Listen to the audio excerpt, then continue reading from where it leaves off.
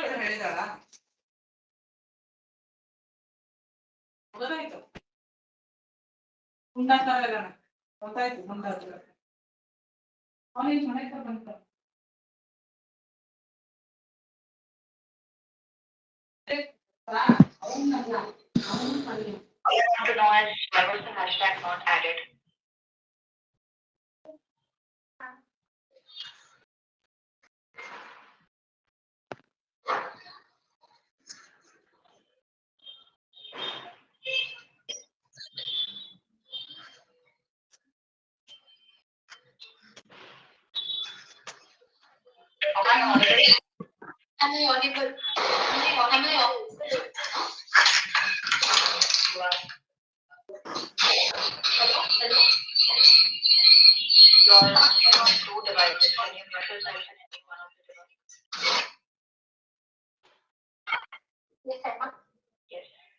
What was the expectation set to work on the assessment? How would you add your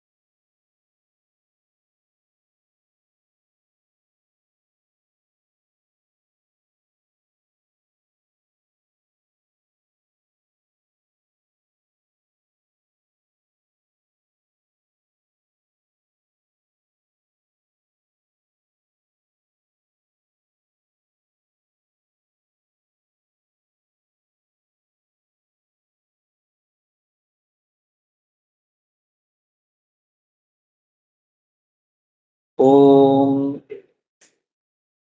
ಜನ್ಮಾದ್ಯಸ್ಯ ಯತೋನ್ಮಯಾದಿತರತಶ್ಚಾರ್ಥೇಷ್ವಭಿಜ್ಞಸ್ವರಾಟ್ ತೇನೇ ಬ್ರಹ್ಮಹೃದಾಯ ಆದಿಕವಯೇ ಮುಖ್ಯಂತಿ ಯಂ ಸೂರಯಃ ತೇಜೋ ವಾರಿಮೃತಾಂ ಯಥಾ ವಿಮಯೋ ಯತ್ರ ತ್ರಿಸರ್ಗೋ ಮೃಷಾ ಧಾಮ್ನಾ ಸ್ವೇನ ಸದಾ ನಿರಸ್ತಕುಹಕಂ ಸತ್ಯಂ ಪರಂ ಧೀಮಹಿ ಯಂ ಪ್ರವ್ರಜन्तಮನುಪೇತಮಪೇತಕೃತ್ಯಂ ದ್ವೈಪಾಯನೋ ವಿರಹಕಾತರ ಆಜುಹಾವ ಪುತ್ರೇತಿ ತನ್ಮಯತಯಾ ತರವೋಪಿ ನೇದುಃ तं सर्वभूतहृदयं मुनिमानतोऽस्मि नारायणं नमस्कृत्य नरं चैव नरोत्तमं देवीं सरस्वतीं व्यासं ततो जयमुदीरये ಸ್ವಸ್ತ್ಯಸ್ತು ಸತಾಂ. ಹರಿ ಓಂ.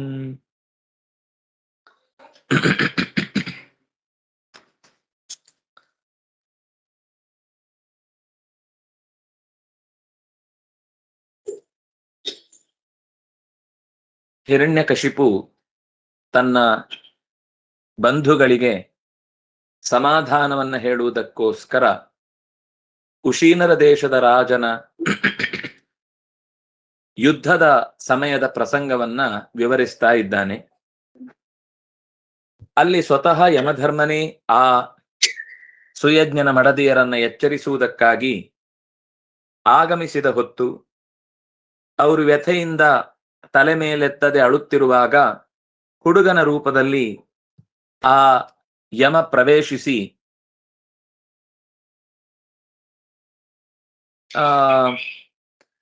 ಎರಡು ಕುಳಿಂಗಗಳ ಕಥೆಯನ್ನ ಹೇಳಲಿಕ್ಕೆ ಶುರು ಮಾಡಿದ.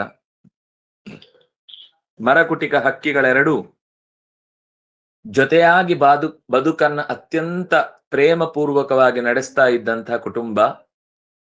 ಅದರಲ್ಲಿ ಗಂಡು ತನ್ನ ಹೆಣ್ಣಿನ ಬಾಣಂತನದ ಹೊತ್ತಿಗೆ ಗೂಡಿನಲ್ಲೇ ಬಿಟ್ಟು ತಾನು ಮಾತ್ರ ಆಹಾರವನ್ನ ತರುವುದಕ್ಕಾಗಿ ದೂರಕ್ಕೆ ಹೋಗಿದೆ.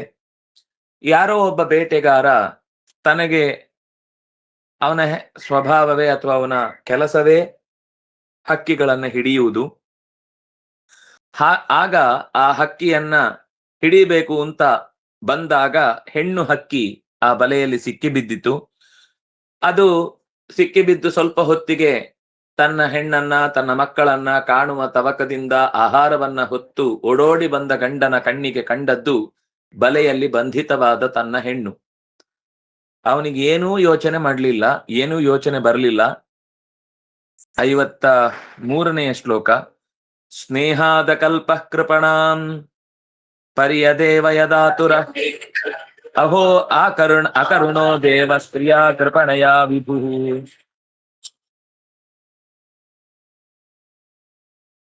ತನ್ನ ಹೆಣ್ಣಿನ ದೈನ್ಯ ಸ್ಥಿತಿಯನ್ನ ಕಂಡು ಪರ್ಯದೇವಯತ್ ತುಂಬಾ ದುಃಖಪಟ್ಟಿತು.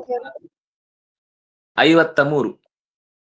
ಇದರಲ್ಲಿರೋದು 49 ಎರಡನೇ ಅಧ್ಯಾಯ. ಇದೆರಡನೇದು ಅನ್ಸುತ್ತೆ.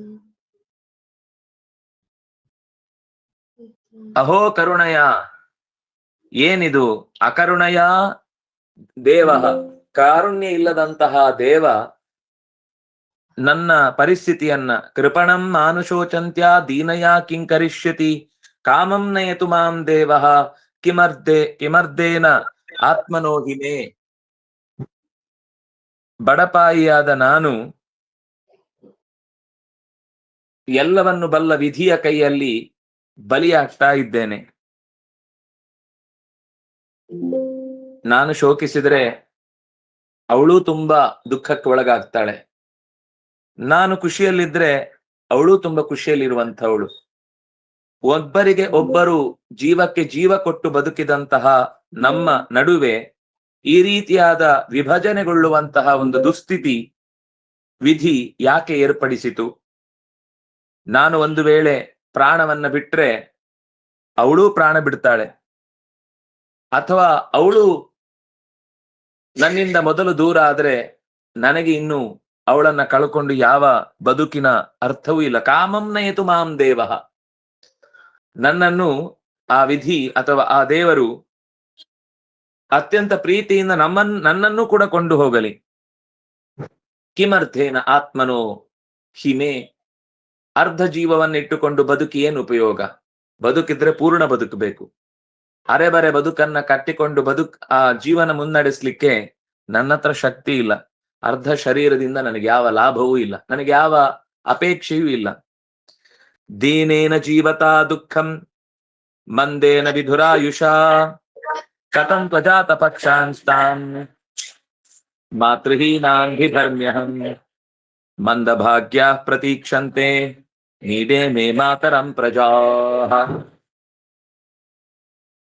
ದೀನೇನ ಜೀವತಾ ದುಃಖಂ ಮಂದೇನ ವಿಧುರಾಯುಷ, ಅತ್ಯಂತ ದೈನ್ಯದಿಂದ ಬದುಕುವವನಿಗೆ ಬಾಳು ದುರ್ಭರ. ಅದು ತನ್ನ ಹೆಂಡತಿಯನ್ನ ಕಳ್ಕೊಂಡ ಬದುಕುಂಟಲ್ಲ, ವಿಧುರಾಯುಷ. ವಿಧುರ ಅಂತಂದ್ರೆ ಹೆಂಡತಿಯನ್ನ ಕಳೆದುಕೊಂಡವನನ್ನ ವಿಧುರ ಅಂತಾರೆ. ಗಂಡನನ್ನ ಕಳೆದುಕೊಂಡ್ರೆ ವಿಧವೆ ಅಂತಾರೆ. ವಿಧುರನಾಗಿ ನನ್ನ ಬದುಕು ತುಂಬಾ ದುರ್ಭರ. ಶಾಸ್ತ್ರದಲ್ಲಿ ಹೆಂಡತಿಯನ್ನ ಕಳ್ಕೊಂಡ ಮೇಲೆ ಅನೇಕ ಕಾರ್ಯಭಾರಗಳಲ್ಲಿ ಗಂಡಿಗೆ ಯಾವುದೇ ಅಧಿಕಾರ ಇಲ್ಲ. ಅಂದ್ರೆ ಇದು ಪ್ರಾಣಿಯ ಪ್ರಪಂಚವನ್ನ ಹೇಳ್ತಾ ಇರುವುದಾದ್ರಿಂದಾಗಿ ಆ ಶಬ್ದ ಕೇವಲ ಲೋಕದ ಗಂಡು ಹೆಣ್ಣಿನ ನಡುವಿನ ಸಂಬಂಧವನ್ನ ತಿಳಿಸುವುದು ಮತ್ತು ಹೇಗಿರ್ಬೇಕು ಅನ್ನುವುದರ ಅಥವಾ ಹೇಗೆ ಇರುತ್ತೆ ಅನ್ನುವುದರ ಪರಿಚಯವನ್ನ ಅದು ಕೊಡ್ತಾ ಇದೆ. ಹೆಂಡತಿ ಇಲ್ಲದೆ ಬಾಳು ನಡೆಸುವ ಶಕ್ತಿ ನನಗಿಲ್ಲ. ನಾನು ಅರ್ಧಾಂಗಿನಿಯನ್ನ ಕಳ್ಕೊಂಡ್ರೆ ಇನ್ನರ್ಧ ತಾನಾಗಿಯೇ ಸೋರಿ ನನ್ನ ಬದುಕನ್ನ ತಾನಾಗಿಯೇ ಜಾರಿ ಹೋಗುತ್ತೆ. ನನಗೆ ಆ ಜೀವವನ್ನ ಅರ್ಧ ಇಟ್ಟುಕೊಂಡು ಬದುಕೂ ಇಲ್ಲ. ಇನ್ನು ಕಥಂತು ಅಜಾತ ಪಕ್ಷಾನ್ಸ್ತಾನ್ ಮಾತೃಹೀನಾನ್ ಬಿಭರ್ಮಿ.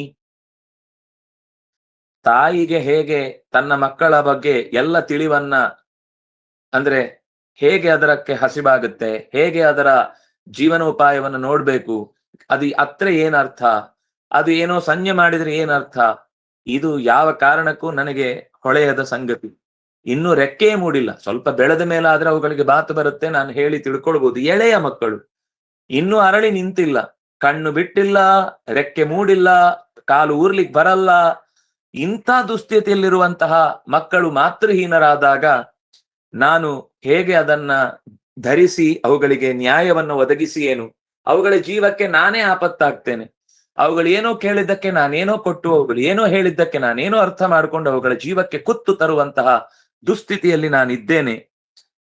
ಭಾಗ್ಯಹೀನನಾದ ನಾನು ನನ್ನ ಮಕ್ಕಳಿಗೂ ಭಾಗ್ಯವನ್ನ ಕಳೆದು ಬಿಡ್ತಾ ಇದ್ದೇನೆ. ನಾನು ಹೋದ್ರೂ ಕೂಡ ಮರಿಗಳು ನನ್ನನ್ನ ನೋಡುವುದಕ್ಕಿಂತ ಹೆಚ್ಚು ತನ್ನ ತಾಯಿಯನ್ನ ಎದುರು ನೋಡ್ತಾ ಇರ್ತವೆ. ಅವುಗಳಿಗೆ ಏನು ಉತ್ತರ ಕೊಡಬೇಕು? ನಾನೇ ಒಳಗಿದ್ರು ಕೂಡ ಗೂಡಿನ ಬಾಗಿಲನ್ನೇ ನೋಡ್ತಾ ಇರ್ತವೆ. ನಾನೇ ಹತ್ತಿರದಲ್ಲಿದ್ರು ಅಮ್ಮ ಅಮ್ಮ ಅಂತ ಇರ್ತವೆ. ನಾನೇ ಹತ್ತಿರದಲ್ಲಿದ್ರು ಅಮ್ಮ ಉಣಿಸುವಾಗ ಬಾಯಿ ತೆರೆಯುವಂತೆ ಅತ್ಯಂತ ಮುದ್ದಾದ ಬಾಯಿಗಳನ್ನ ತೆರೆದು ನನ್ನತ್ತ ಅವುಗಳು ಎಂದೂ ಕೂಡ ದೃಷ್ಟಿಯನ್ನ ಹಾಯಿಸುವುದಿಲ್ಲ. ಹೇಗ್ ಬದುಕಬೇಕು ನಾನು? ಹೇಗೆ ನನ್ನ ಬದುಕನ್ನ ಅರ್ಥ ಮಾಡಿಕೊಳ್ಬೇಕು? ನನಗೆ ಮಂದಭಾಗ್ಯ ಪ್ರತೀಕ್ಷಂತೆ ನೀಡೇ ಮೇ ಮಾತರಂ ಪ್ರಜಾಹ. ಪ್ರಜೆಗಳು ತಾಯಿಯನ್ನ ಕಂಡಾಗ ಆನಂದಿಸುವಂತೆ ನನ್ನ ಜೊತೆಗಿದ್ದು ಸಂತೋಷ ಪಡುವುದಿಲ್ಲ. ಏವಂ ಕುಲಿಂಗವಿರುವಂತ ಮಾರಾತ್ ಪ್ರಿಯಾ ವಿಯೋಗಾತುರಮಶ್ರುಕಂಠಂ ತದೈವ ತಂ ಸಾಕು ನಿಕಶ್ಶರೇಣ ವಿವ್ಯಾಧ ಕಾಲ ಪ್ರಹಿತೋ ನಿಲೀನಃ. ಈ ರೀತಿ ನಿನ್ನನ್ನ ತೊರೆದು ನಾನು ದೂರ ಸಾಗಲಾರೆ ಅಂತ ವ್ಯಥೆ ಪಟ್ಟುಕೊಂಡೇ ಮಾತಾಡ್ತಾ ಮಾತಾಡ್ತಾ ಮೈಮರೆತು ಮುಂದಕ್ಕೆ ಮುಂದಕ್ಕೆ ಹೆಜ್ಜೆ ಸಾಗಿದಾಗ ಅದರ ಜೊತೆಗೆ ವಿರಹದ ವೇದನೆಯಿಂದ ಅವಳೇ ನನ್ನ ಬದುಕಿನ ಭಾಗ ಅನ್ನುವ ಯೋಚನೆಯಲ್ಲಿ ಕಣ್ಣೀರಿನಿಂದ ಗಂಟಲು ಕಟ್ಟಿ ಹೋಗಿತ್ತು. ಮಾತು ಹೊರಡದಾಗಿತ್ತು. ಸಮೀಪದಲ್ಲಿ ನಿಂತೆ ಆಕ್ರಂದಿಸ್ತಾ ಇತ್ತು. ಬಿಡಿಸ್ಲಿಕ್ಕಾಗದೆ ಒಳಗೆ ಬಲೆಯಲ್ಲಿ ಸಿಲುಕಿದ್ದ ಹೆಣ್ಣನ್ನ ನೋಡಿ ತನ್ನ ಬದುಕೆ ಅಂತ್ಯಕ್ಕೆ ಸಮೀಪಿಸ್ತಾ ಇದೆ ಅಂತ ಭಾವಿಸ್ತಾ ಇತ್ತು.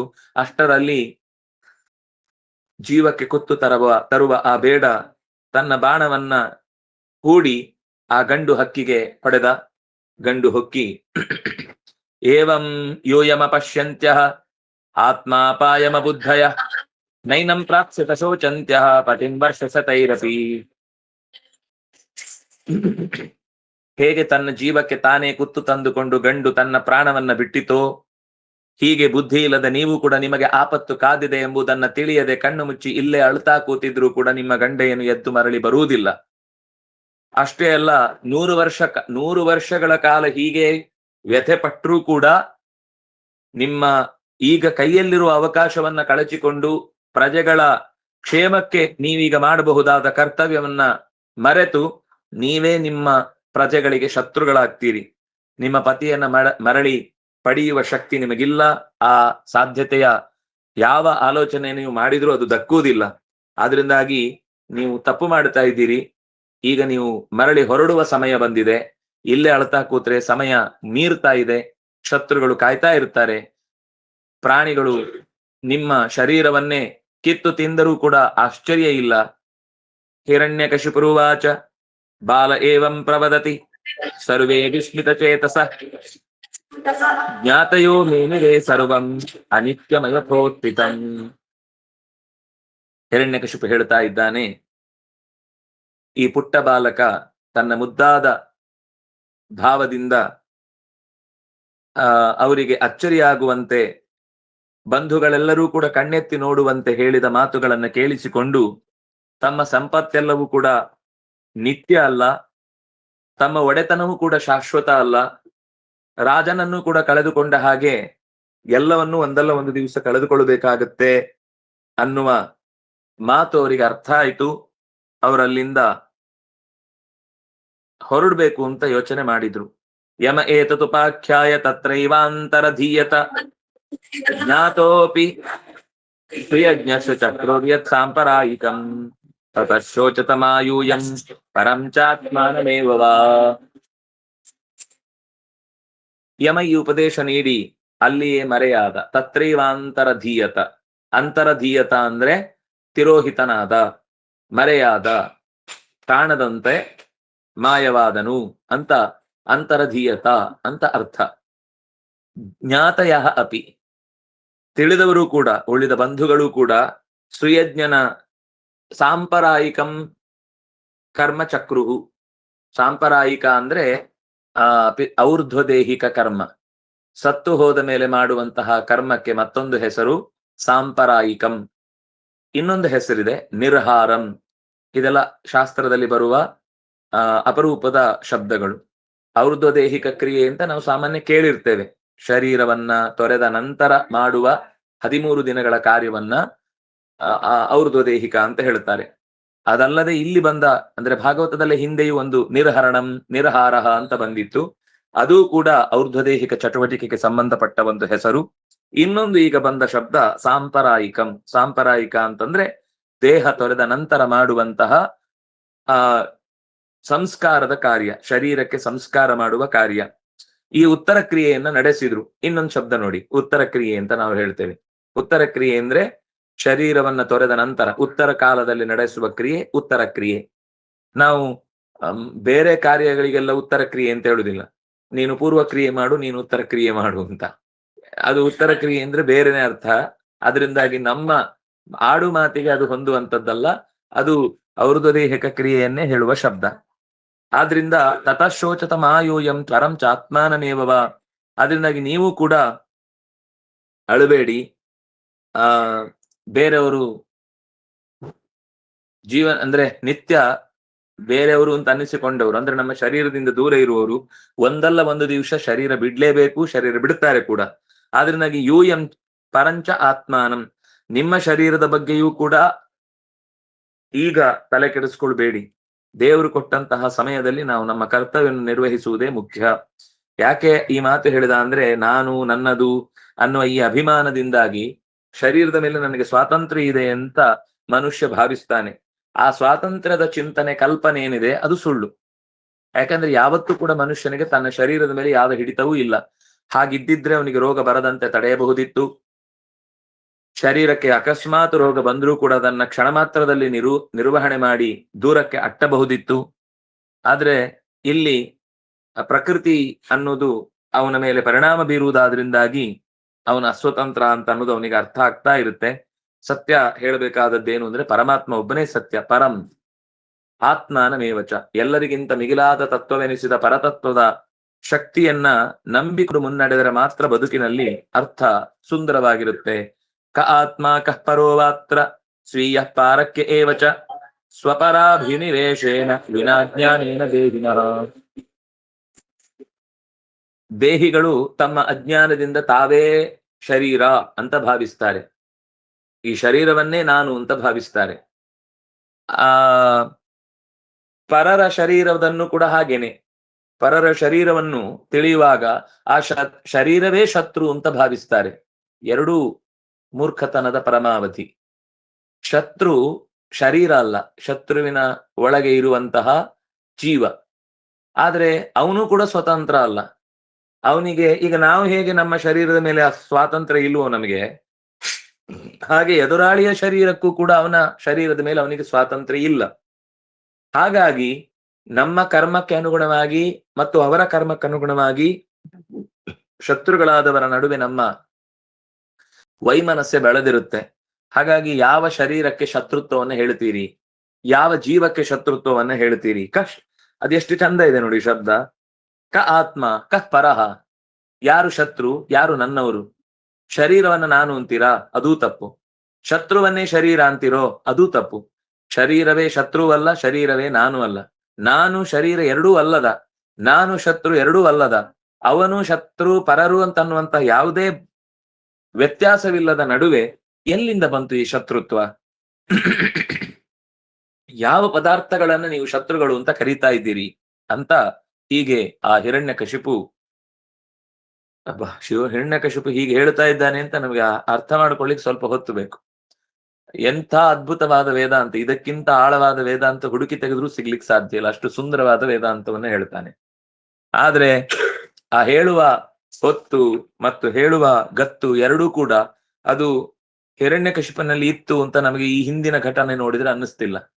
ಯಾಕೆಂದ್ರೆ ಹಿರಣ್ಯಕಶಿಪು ಈ ಹಿಂದೆನೆ ಎಲ್ಲವನ್ನು ಕಡ್ದು ಹಾಕಿ ತುಂಡು ಮಾಡಿ ಹೊಡಿ ಬಡಿ ಕಡಿ ಈ ಶಬ್ದಗಳ ಆರ್ಭಟದಲ್ಲೇ ಅವನ ಜೀವನವನ್ನ ಕಳೆದದ್ದನ್ನ ನಾವು ನೋಡಿದ್ದೇವೆ. ಈಗ ಸಮಾಧಾನ ಮಾಡುವ ನುಡಿ ಮಾತ್ರ ಅತ್ಯಂತ ಹಾಗಲ್ಲ, ಹೀಗೆ ಶರೀರ ನಾನು ಬೇರೆ, ಶತ್ರು ಶರೀರ ಬೇರೆ, ಶತ್ರು ಮತ್ತು ಶರೀರಕ್ಕೆ ಒಂದೇ ಅಂತ ಕಲ್ಪನೆ ಮಾಡಿದ್ರೆ ನಾವು ಶರೀರ ಕೊಡಿದ್ರು ಕೂಡ ಶತ್ರುವಿಗೆ ಏನೂ ಆಗಲ್ಲ, ಅದು ಜೀವ ಹೋಗುತ್ತೆ, ಅವನಿಗೂ ಆ ಶರೀರದ ಮೇಲೆ ಹಿಡಿತ ಇಲ್ಲ ಅನ್ನುವ ಈ ಎಲ್ಲ ಮಾತುಗಳು ಜ್ಞಾನ ಇಲ್ಲದವನಿಗೆ ಮಾತ್ರ ಇದು ಹೌದು ಹೌದು ಹೌದು ಅಂತ ತಲೆ ಜೋರಾಗಿ ಅಲ್ಲಾಡಿಸ್ತಾ ಇರ್ತಾನೆ. ವಿನಾ ಜ್ಞಾನೇನ ದೇಹಿನಃ. ನಾರದ ಉವಾಚ ಇತಿ ದೈತ್ಯಪತೇರ್ವಾಕ್ಯಂ ದಿತಿರಾಕರ್ಣ್ಯ ಸಸ್ನುಷಾ ಪುತ್ರ ಶೋಕಂ ಕ್ಷಣಾತ್ ತ್ಯಕ್ತ್ವಾ ತತ್ವೇ ಚಿತ್ತಮಧಾರಯತ್. ನಾರದರು ಈ ಕಥೆಯನ್ನ ಯಾರಿಗೆ ಹೇಳ್ತಾ ಇದ್ರು?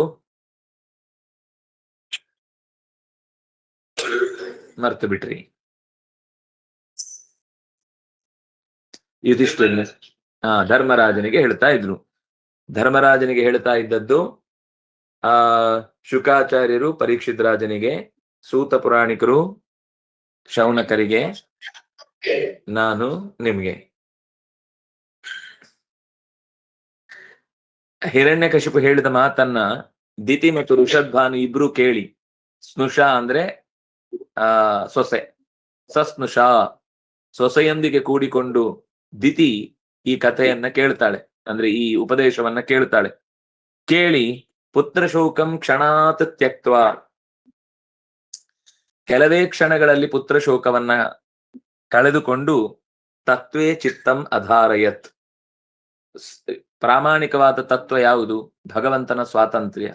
ಜಗತ್ತಿನಲ್ಲಿ ಅವನಿಗಿರುವಂತಹ ಎತ್ತರದ ಸ್ಥಾನ ಇನ್ಯಾರಿಗೂ ಇಲ್ಲ. ಆ ವಿಷಯದಲ್ಲಿ ಪರತತ್ವದಲ್ಲಿ ಮನಸ್ಸನ್ನು ನೆಟ್ಟು ತನ್ನ ಮಗನನ್ನ ಕಳ್ಕೊಂಡ ವ್ಯಥೆಯಿಂದ ಹೊರಕ್ಕೆ ಬರ್ತಾಳೆ ಅನ್ನುವಲ್ಲಿಗೆ ಇತಿ ಶ್ರೀಮದ್ಭಾಗವತೆ ಮಹಾಪುರಾಣಿ ಪಾರಮಹಂಸ್ಯಾಂ ಅಷ್ಟಾದಶ ಸಾಹಸ್ರ್ಯಾಂ ಸಂಹಿತಾಯಾಂ ವೈಯಾಸಕ್ಯಾಂ ಸಪ್ತಮಸ್ಕಂಧೆ ದ್ವಿತೀಯೋಧ್ಯಾಯ ಅನ್ನುವಲ್ಲಿಗೆ 6ನೇ ಸ್ಕಂದದ 2ನೇ ಅಧ್ಯಾಯದ ಮುಗಿತಾಯ. ಮುಂದೆ 3ನೇ ಸ್ಕಂಧ 3ನೇ ಅಧ್ಯಾಯ ಆರಂಭ ಆಗುವಂಥದ್ದು. ಮತ್ತೆ ನಾರದರು ಮತ್ತು ಧರ್ಮರಾಜನ ಸಂವಾದ ಆರಂಭ ಆಗುತ್ತೆ. ನಾರದ ಉವಾಚ ಹಿರಣ್ಯಕಶಿಪು ರಾಜನ್ನ ಜೇಯಮರಾ ಅಜರಾಮರಂ ಆತ್ಮಾನಮಪ್ರತಿದ್ವಂದ್ವಂ ಏಕರಾಜಂ ವ್ಯಧಿಪ್ಸತ. ನಾರದರು ಕಥೆಯನ್ನು ಮುಂದುವರಿಸ್ತಾರೆ. ಧರ್ಮರಾಜ ಹಿರಣ್ಯಕಶಿಪು ಭಗವದ್ಗೀತೆ ಹೇಳಿ ಏನೋ ಮುಗಿಯಿತು. ಆದ್ರೆ ಹೊರಗೆ ಬಂದ್ಮೇಲೆ ಅದರ ಗುಂಗಿನಿಂದ ಹೊರಗೆ ಬಂದಾಗ ಗುಂಗು ಹೋಗ್ಬಿಟ್ಟಿತ್ತು. ಹಿರಣ್ಯಕಶಿಪು ತಾನು ಅಜರಾಮರನಾಗ್ಬೇಕು ಅಂತ ಯೋಚಿಸಿದ. ಅಜರಾಮರಂ ಅಜೇಯಂ, ಸೋಲಿಲ್ಲದ ಸರದಾರನಾಗಬೇಕು, ಸಾವಿಲ್ಲದ ಎತ್ತರವನ್ನೇರಬೇಕು, ಮುದಿತನ ಬಾರದ ಗಟ್ಟಿಗನಾಗಬೇಕು ಅಂತ ಹೀಗೆ ಅವನಿಗೊಂದು ದೊಡ್ಡ ಕನಸಿತ್ತು. ಅದಕ್ಕೆ ಆತ್ಮಾನಂ ಅಪ್ರತಿದ್ವಂದ್ವಂ, ಪ್ರತಿದ್ವಂದ್ವ ಅಂದ್ರೆ ಎದುರಾಳಿ, ಅಪ್ರತಿದ್ವಂದ್ವ, ನನಗೆ ಎದುರಾಳಿಯೇ ಇರಬಾರದು, ನನ್ನನ್ನ ಸೋಲಿಸುವವರು ನನ್ನನ್ನ ಎದುರಿಸುವವರೇ ಬರಬಾರದು, ಹುಟ್ಟಬಾರದು. ಆ ರೀತಿ ಪ್ರತಿಸ್ಪರ್ಧಿ ಇಲ್ಲದ ಏಕಮಾತ್ರ ವ್ಯಕ್ತಿಯಾಗಿ ಜಗತ್ತಿನಲ್ಲಿ ನಾನು ಮೆರೆಯಬೇಕು ಅನ್ನುವ ಒಂದು ಏಕರಾಜಂ ವ್ಯಧಿತ್ಸತ, ಒಬ್ಬನೇ ರಾಜ ಇರಬೇಕು. ದಿನಕ ರಾಜ ಅಲ್ಲ, ಯಾವಾಗ್ಲೂ ನಾನೇ ರಾಜ. ಕೆಲವೊಮ್ಮೆ ಇರುತ್ತೆ ಅವ್ರು ಭಾರಿ ಏನೇನೋ ಪ್ರಯತ್ನ ಮಾಡ್ತಾರೆ. ಒಂದ್ ದಿವ್ಸ ನಾಟಕದ ದಿವ್ಸ ರಾಜನ ಪಾತ್ರ ಮಾಡಿ ಅಲ್ಲಿಗೆ ಅವರ ಆಸೆ ಈಡೇರಿ ಮುಗಿದು ಹೋಗುತ್ತೆ.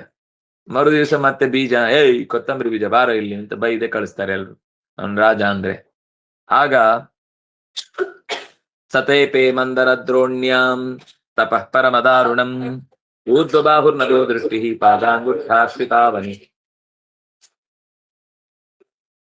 ಹಿರಣ್ಯಕಶಿಪ ಎಲ್ಲಿ ತಪಸ್ಸು ಮಾಡಿದ ಅನ್ನುವ ಪ್ರಶ್ನೆ ಕೇಳಿದ್ರೆ ಯಾರಾದ್ರೂ ಮಂದ್ರದ್ರೋಣಿ ಅಂತ ಆ ಪರ್ವತದ ಹೆಸರು. ಮಂದ್ರದ್ರೋಣಿ ಅನ್ನುವಂತಹ ಪರ್ವತದಲ್ಲಿ ತಪ್ಪಲಿನಲ್ಲಿ ಬಲು ಘೋರವಾದ ಪರಮ ದಾರುಣಂ ತಪಃ ಚಕ್ತೇಪೆ. ನೋಡಿ, ತಪಃ ತೇಪೆ, ತಪಸ್ಸನ್ನು ತಪಗೈದನು. ತೇಪೆ ಅಂದ್ರೆ ತಪಸ್ಸು ಮಾಡಿದ ಅಂತಾನೆ ಅರ್ಥ. ತಪಃ ತೇಪೆ ಅಂದ್ರೆ ಆ ತಾಪ ಅಷ್ಟು ಜಾಸ್ತಿ ಇತ್ತು ಅಂತ ಅರ್ಥ. ಹೇಳಿದ್ದನ್ನೇ ಹೇಳ್ತಾರೆ ಅಂತ ನಾವು ಲೋಕದಲ್ಲಿ ಮಾತಾಡುವ ಹಾಗಲ್ಲ. ಅವ್ರು ಮಾತಾಡುವುದಕ್ಕೆ ವ್ಯಾಸರು ಕೊಡುವಂತಹ ಪದಗಳಲ್ಲಿ ತುಂಬಾ ಹಿನ್ನೆಲೆ ಇರುತ್ತೆ. ಅದರಿಂದಾಗಿ ತಪಃ ತೇಪೆ ಅಂದ್ರೆ ದಾರುಣವಾದ, ಅತ್ಯಂತ ಭಯಂಕರವಾದ, ಅತ್ಯಂತ ಬಿಸಿಯಾದ, ಅತ್ಯಂತ ಎದುರಿನ ವ್ಯಕ್ತಿಗಳನ್ನ ನಡುಗಿಸುವ ರೀತಿಯ ತಪಸ್ಸು ಮಾಡಿದ. ಹೇಗೆ? ಊರ್ಧ್ವಬಾಹು, ತೋಳುಗಳೆರಡನ್ನು ಆಗಸಕ್ಕೆತ್ತಿ ನಿಂತಿದ್ದ. ನಭೋ ದೃಷ್ಟಿ, ಆಕಾಶಕ್ಕೆ ಕಣ್ಣು ಹಾಯಿಸಿದ್ದ. ಮುಗಿಲ ಕಣ್ಣು ಅವನ ಕಣ್ಣನ್ನ ನೋಡುತ್ತಾ ಇತ್ತು, ಅಂದ್ರೆ ಸೂರ್ಯ ಅವನ ಕಡೆಗೆ ದೃಷ್ಟಿಸಿದ್ದ. ಆಮೇಲೆ ಪಾದಾಂಗುಷ್ಟಾಶ್ರಿತಾವನಿ, ಅವನು ನಿಂತದ್ದು ಹೇಗೆ ಅಂದ್ರೆ ಒಂದೇ ಪಾದದ ಹೆಬ್ಬೆರಳಿನ ತುದಿಯ ಉಗುರಿನ ಕೊನೆಗೆ ಕಾಲ ಬೆರಳನ್ನ ತಾಗಿಸಿದ್ದ ಹೊರತು ಉಳಿದದ್ದೆಲ್ಲವೂ ಕೂಡ ಆಕಾಶದಲ್ಲಿತ್ತು. ಅಷ್ಟರಿಂದಲೇ ಇಡೀ ದೇಹವನ್ನ ಆ ಭಾರಕ್ಕೆ ತುದಿ ಬಿಟ್ಟಿದ್ದ ದೇಹದ ಮೇಲೆ. ಅವನಿಯನ್ನ ಆಶ್ರಯಿಸಿದ್ದು ಕೇವಲ ಅಂಗುಷ್ಟದ ಕೊನೆ ಮಾತ್ರ. ಅಂಗುಷ್ಟದ ಕೊನೆಯಲ್ಲಿ ಇಡೀ ಶರೀರ ನಿಂತಿತ್ತು. ಜಟಾದೀಧಿತಿ ಪೀರೇಜೆ ಸಂವರ್ತಾರ್ಕ ಇವಾಂಶುಭಿ ತಪಸ್ತಪ್ಯಮಾನೆ ದೇವಾಸ್ಥಾನಾನಿ ಭೇಜಿರೇ. ಜಟಾದೀಧಿತಿ ದೀಧಿತಿಭಿಹಿ, ಜಟೆ ಪ್ರಳಯ ಕಾಲದ ಬೆಂಕಿಯಂತೆ ಕೆಂಜಟೆಯಾಗಿ ಬಿಟ್ಟಿತ್ತು. ಸೂರ್ಯ ಕಿರಣಗಳಲ್ಲಿ ನಾರನ್ನು ಜಾಡಿಸಿದ್ರೆ ಹೇಗೆ ಹೊಳೆಯುತ್ತೆ ಹಾಗೆ ಕಾಣ್ತಾ ಇದೆ. ಇನ್ನು ಅವನು ತಪಸ್ಸಿಗೆ ತೊಡಗುವುದು ನಿಶ್ಚಯವಾಗಿ ಇನ್ನಷ್ಟು ದೃಢ ಮಾಡ್ತಾನೆ ಅಂತ ಗೊತ್ತಾದಾಗ ದೇವತೆಗಳೆಲ್ಲ ತಮ್ಮ ತಮ್ಮ ರಹಸ್ಯ ಸ್ಥಾನಗಳನ್ನು ಹೋಗಿ ಸೇರ್ಕೊಂಡ್ರು.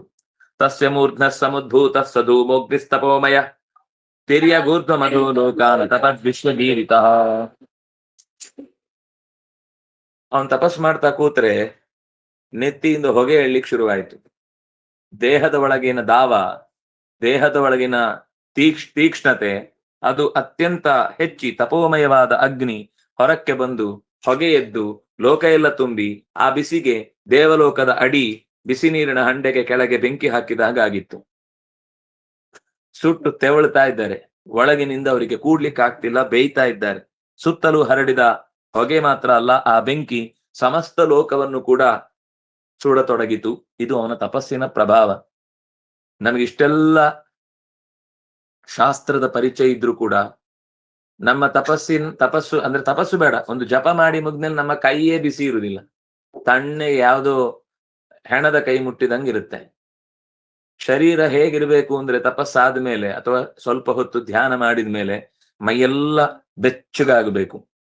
ಎಂಥ ಕಠಿಣ ಸ್ಥಿತಿ ಬಂದ್ರೂ ಮನಸ್ಸು ಅಲಗಬಾರದು.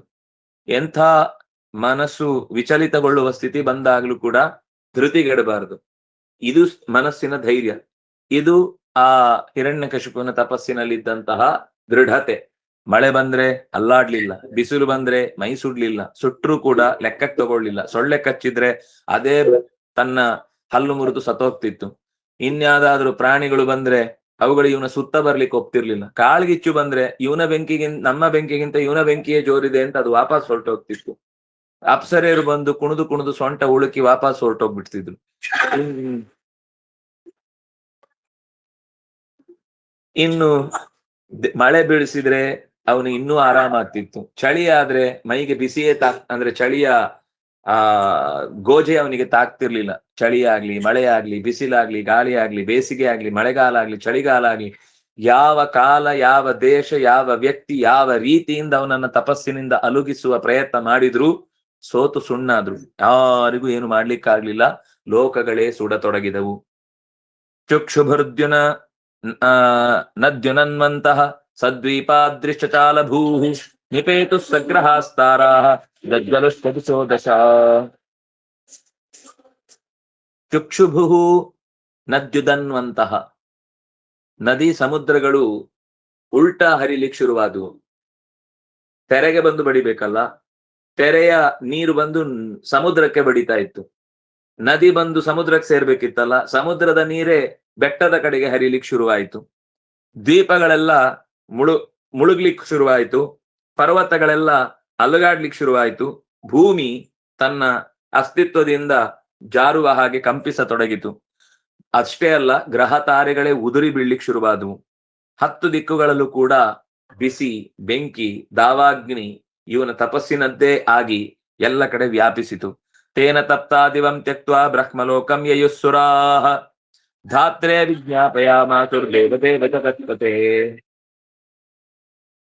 ಇವನು ತಪಸ್ ಮಾಡ್ಲಿಕ್ಕೆ ಶುರು ಮಾಡಿದಾಗ ಅಡಗಿ ಕೂತ ರಹಸ್ಯ ತಾಣಗಳ ಅಡಿಯಲ್ಲೂ ಕೂಡ ಚೆನ್ನಾಗಿ ಬೆಂಕಿ ಇಡಿಯಾಗಿ ಅವರನ್ನೇ ಸುಡುವ ರೀತಿಯಲ್ಲಿ ಎದುರುಗೊಂಡಾಗ ಎಲ್ಲಿ ಹೋಗಬೇಕು ಅಂತ ಗೊತ್ತಾಗದೆ ತಡಮಾಡದೆ ಚತುರ್ಮುಖನ 4 ಮೊಗದ ಅರಸನೆನಿಸಿದಂತಹ ಚತುರ್ಮುಖನ ಮನೆಯ ಕಡೆಗೆ ಓಡಿ ಹೋದ್ರು. ಜಗತ್ಪತೆ ಕಾಪಾಡು, ದೇವದೇವ ಜಗತ್ಪತೆ ಇತಿ ಧಾತ್ರೆ ವಿಜ್ಞಾಪಯಾಮಾಸು. ಓ 4 ತಲೆ ಇದ್ದದ್ರಿಂದ ನಿಂಗ್ 4ರಲ್ಲಿ ಯೋಚಿಸ್ಲಿಕ್ಕಾಗುತ್ತೆ. ಏನಾದ್ರೂ ಒಂದು ಟಿಂಗ್ ಅಂತ ಬಲ್ಬ್ ಹೊಳೆಯುವುದು. ನಮ್ಗದ್ರಲ್ಲಿ ಒಂದು ಉತ್ತರ ಕೊಟ್ಟು ಉಪಾಯ ಹೂಡಿ ಏನಾದ್ರೂ ಸಮಸ್ಯೆಗೆ ಪರಿಹಾರ ಹೇಳು ಅಂತ ಕೂಗಿಕೊಂಡ್ರು. ದೈತ್ಯೇಂದ್ರ ತಪಸಾ ತಪ್ತ ದಿವಿಸ್ಥಾತುಂ ನ ಶಕ್ನುಮ ನಚೋಪಶಮಂ ಶಮನಂ ಭೂಮಂ ವಿಧೇಹಿಯಸ್ತಿ ಮನ್ಯಸೆ. ಹಿರಣ್ಯಕಶಿಪುವಿನ ತೀವ್ರವಾದ ತಪಸ್ಸಿನಿಂದ ಬೆಂದು ನೊಂದು ಕರಗಿ ನಲುಗಿ ಸತ್ತು ಹೋಗ್ತಾ ಇರುವಂತಹ ನಮ್ಮನ್ನ ಸ್ವರ್ಗದಲ್ಲಿ ಇಡ್ಲಿಕ್ಕೆ ಅವರು ಬಿಡ್ತಿಲ್ಲ, ಬೇರೆ ಕಡೆ ಹೋಗ್ಲಿಕ್ಕೆ ನಮ್ ಜಾಗ ಇಲ್ಲ. ಅದೊಂದೇ ನಮ್ಮ ಜಾಗ ಇದ್ದದ್ದು, ಬೇರೆ ಯಾರು ಬರದೇ ಇರುವಂತದ್ದು. ಅದನ್ನು ಅವನೇ ಆವರಿಸಿಕೊಂಡು ಬಿಟ್ಟಿದ್ದಾನೆ. ಓ ಭೂಮನ್, ದೊಡ್ಡ ತಲೆಯಿಂದ ತುಂಬಾ ಆಲೋಚಿಸುವ ದೊಡ್ಡ ಆಲೋಚನಾ ಶಕ್ತಿಯುಳ್ಳವನೇ, ಉಪಶಮಂ ವಿಧೇಹಿ, ನಮಗೆ ಏನಾದ್ರೂ ಪರಿಹಾರದ ಸೂತ್ರವನ್ನ ಹೇಳು. ಯಾಕೆಂದ್ರೆ ಪರಿಹಾರ ಹೇಳ್ಬೇಕು ಅಂತ ನಾವು ನಿನ್ ಜೋರ್ ಮಾಡ್ತಾ ಇದ್ದೇನೆ ಅಂತ ಅನ್ಕೊಳ್ಬೇಡಿ. ಯದಿ ಮನ್ಯಸೆ, ನಮಗೆ ಪರಿಹಾರ ಮಾಡಬೇಕು ಅಂತ ನಿಮ್ಗೆ ಮನಸ್ಸಿದ್ರೆ ನಮ್ಮನ್ನ ರಕ್ಷಣೆ ಮಾಡಿ. ಇಲ್ಲ ಇವರನ್ನು ಇನ್ನೂ ಸ್ವಲ್ಪ ಅನುಭವಿಸ್ಲಿಕ್ಕೆ ಬಾಕಿ ಇದೆ ಅಂದ್ರೆ ನಮ್ಮನ್ನ ಕೈ ಬಿಡಿ. ನಾವು ಕೇಳ್ಕೊಳ್ಳುದು, ಬಂದೇನೋ ಜೋರ್ ಮಾಡಿ ಏನೋ ಬಾಗಿಲ್ ತನಕ ಬಂದು ನಮ್ಗೆ ಆರ್ಡರ್ ಮಾಡ್ತಿದ್ದೀರಾ ಅಂತ ಮಾತ್ರ ಅನ್ಕೋಬೇಡ. ನಾವು ಕೇಳ್ತಾ ಇರುದು ಯದಿ ಮನ್ಯಸೆ, ಒಂದು ವೇಳೆ ನಿನಗೆ ನಮ್ಮನ್ನ ರಕ್ಷಿಸಬೇಕು, ಮಕ್ಕಳು ಪಾಪ ತುಂಬಾ ಒದ್ದಾಡ್ತಾ ಇದ್ದಾರೆ ಅಂತ ನಿನಗೆ ಕಾರುಣ್ಯ ಹುಟ್ಟಿದ್ರೆ ದಯವಿಟ್ಟು ನಮ್ಮನ್ನ ರಕ್ಷಿಸು. ದೇವರ ಹತ್ರ ಸ್ವಲ್ಪ ಜಗಳ ಆಡ್ಬೋದು, ಉಳಿದವರ ಹತ್ರ ಹೀಗೆ ಜಗಳ ಆಡ್ಲಿಕ್ಕೆ ಆಗಲ್ಲ. ಅದಕ್ಕೆ ಯದಿ ಮನ್ಯಸೆ ಅಂತ ಹೇಳುದು. ಆದ್ರೆ ನಮ್ಮನ್ನ ರಕ್ಷಣೆ ಮಾಡು. ಇಲ್ಲ ಅಂದ್ರೆ ಸ್ವಲ್ಪ ನೀನ್ ಹೇಗೆ ಹೇಳ್ತೀವಿ 2 ಪೆಟ್ಟು ತಿನ್ಲೇಬೇಕು ಅಂತ ಬಾಕಿ ಇದ್ರೆ ತಿನ್ನಿಸು, ಆಮೇಲೆ ಏನೋ ಮಾಡ್ಬೇಕು ಅಂತಿದ್ರೆ ಅದನ್ನ ಮುಂದುವರಿಸು ಅಂತ. ಲೋಕಾನ ಯಾವನ್ನಕ್ಷ್ಯಂತಿ ಬಲಿಹಾರಾಸ್ತವಾಪಿ ಭೋ ತಸ್ಯಾಯಂ ಕಿಲ ಸಂಕಲ್ಪ ಚರತೋ ದುಷ್ಟರಂಕಪ. ನಮ್ಮ ಲೋಕ ಮಾತ್ರ ಸುಟ್ಟು ಹೋಗ್ತಾ ಇದೆ ಅಂತ ನಾವು ಓಡಿ ಬರ್ಲಿಲ್ಲ. ತುಂಬಾ ಒಳ್ಳೆ ಮಾತಿದು. ನಮ್ಗೋಸ್ಕರ ನಾವು ಬರ್ಲಿಲ್ಲ. ನಮ್ಗೆ ಎಲ್ಲಿ ಬೇಕಾದ್ರೂ ಎಷ್ಟೇ ಕಷ್ಟ ಬಂದ್ರೂ ಕೂಡ ಅದು ನಮ್ಮ ಬದುಕಿನ ಪಾಲು ಅಂತ ನಾವು ಸ್ವೀಕಾರ ಮಾಡುತ್ತೇವೆ. ಆದ್ರೆ ನಿನ್ನಿಂದ ಸೃಷ್ಟವಾದ ಉಳಿದ ಲೋಕಗಳು ತಮ್ಮ ತಮ್ಮ ಕರ್ತವ್ಯದಲ್ಲಿ ಮೈಮರೆತು ತೊಡಗಿರುವ ಹೊತ್ತು ನಿನ್ನನ್ನ ಸದಾ 3 ಕಾಲ ನೆನೆದು ನೀನು ಸೃಷ್ಟಿ ಮಾಡಿ ನಮಗೆಲ್ಲ ಇಷ್ಟೆಲ್ಲ ಉಪಕಾರ ಮಾಡಿದ್ದಿ ಅಂತ ನೆನೆಯುವಂತಹ ಮಂದಿಯ ಬದುಕು ದುರ್ಭರವಾಗಿದೆ. ಅವರ ಕಷ್ಟಗಳಿಗೆ ನೀನು ಪರಿಹಾರವನ್ನ ಸೂಚಿಸಲೇಬೇಕು. ಯಾಕೆಂದ್ರೆ ಅವನು ದುಷ್ಕರವಾದ ತಪಸ್ಸು ಮಾಡುವುದರಿಂದ ಇನ್ನಷ್ಟು ಅನರ್ಥಗಳಾಗ್ತವೆ. ನಿನ್ನ ಸಂಕಲ್ಪ ಇರಬಹುದು ಅವನೇನೋ ಮಾಡ್ಲಿಕ್ಕಿದ್ದಾನೆ ಅಂತ ಅನ್ನೋದು, ಆದ್ರೆ ಅವನ ತೀವ್ರ ತಪಸ್ಸಿನಿಂದ ಮತ್ತಷ್ಟು ಸಜ್ಜನರಿಗೆ ಹಾನಿ ಉಂಟಾಗುತ್ತೆ, ಲೋಕದ ಬದುಕು ಅತ್ಯಂತ ದುರ್ದಶೆಗೆ ಈಡಾಗುತ್ತೆ ಅನ್ನೋದು ಮಾತ್ರ ಸತ್ಯ. ಅದನ್ನ ನೀನು ಪರಿಹಾರ ಮಾಡಬೇಕು ಅಂತ ಕೇಳಿಕೊಳ್ತಾರೆ. ಏನೇನಾಗುತ್ತೆ ಅಂತ ಒಂದಿಷ್ಟು ವಿಷಯಗಳನ್ನ ನಿರೂಪಣೆ ಮಾಡ್ತಾರೆ. ಅದೇನ್ ಮಾಡ್ತಾರೆ, ಹೇಗೆ ಆ ಪರಿಹಾರಕ್ಕೆ ಪ್ರಾರ್ಥನೆ ಮಾಡಿಕೊಳ್ತಾರೆ ಅನ್ನೋದನ್ನ ನಾಳೆ ಮತ್ತೆ ನಾವು ಪಾಠದ ಚಿಂತನೆಯನ್ನ ಅನುಸಂಧಾನ ಮಾಡುವಾಗ ಕೇಳೋಣ ಅಂತ ಹೇಳ್ತಾ, ಕಾಯೇನ ವಾಚ ಮನಸೇಂದ್ರಿಯೈರ್ವಾ ಬುದ್ಧ್ಯಾತ್ಮನಾ ವಾ ಅನುಸೃತ ಸ್ವಭಾವ ಕರೋಮಿ ಯದ್ಯತ್ ಸಕಲಂ ಪರಸ್ಮೈ ನಾರಾಯಣಾಯೇತಿ ಸಮರ್ಪಯಾಮಿ. ತಪಸ್ವಿನೋ ದಾನಪರಾ ಯಶಸ್ವಿನೋ मनस्विनो मन्त्रविदः सुमङ्गलाः क्षेमं न विन्दन्ति विना यदर्पणम् तस्मै सुभद्रश्रवसे नमो नमः ब्रह्मार्पणम् ब्रह्महरि ब्रह्माग्नो ब्रह्मणाहुतम् ब्रह्मैव तेन गन्तव्यम् ब्रह्मकर्म समाधिना सर्वे भवन्तु सुखिनः सर्वे सन्तु निरामयाः सर्वे भद्राणि पश्यन्तु मा कश्चित् दुःखभाग् भवेत् धर्मस्य विजयो भूयात् अधर्मस्य पराभवः सद्भावना प्राणभृता भूयाद्विश्वस्य मङ्गलम् श्रीकृष्णार्पितमस्तु।